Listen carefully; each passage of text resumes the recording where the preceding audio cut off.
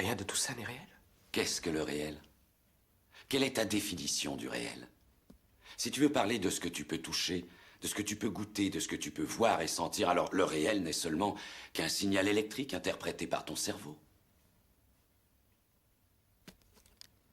Ça, c'est le monde que tu connais. Le monde tel qu'il était à la fin du XXe siècle. Il n'est plus aujourd'hui qu'une parcelle de la simulation neuro-interactive que nous appelons la matrice. Tu viens d'un monde imaginaire, Néo.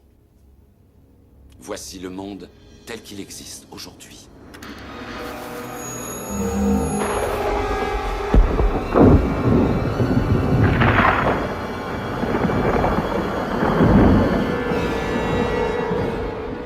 Bienvenue dans le désert du réel.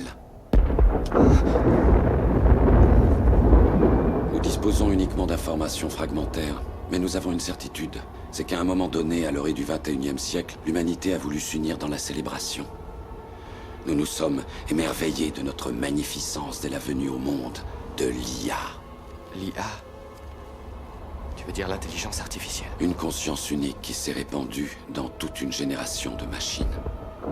Nous ignorons qui a frappé le premier, nous ou elle. Mais nous savons que c'est l'humanité qui a assombri le ciel. À l'époque, seul le soleil alimentait les batteries, et les hommes pensaient qu'en fait les machines ne seraient pas capables de survivre, privées d'une énergie au moins aussi abondante que le soleil. Vouloir régner en maître était un rêve, mais c'est nous qui dépendions des machines pour survivre. Nous voilà les victimes de ce que nous appelions l'ironie du sort. Le corps humain génère plus de bioélectricité qu'une batterie de 110 volts et plus de 25 000 biounités de chaleur corporelle. Combinées grâce à une forme de fusion, les machines avaient trouvé là plus d'énergie qu'il ne leur en faudrait jamais.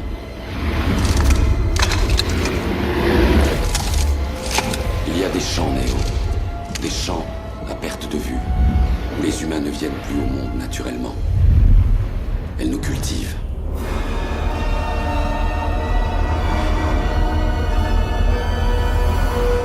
Des années durant, j'ai refusé d'y croire.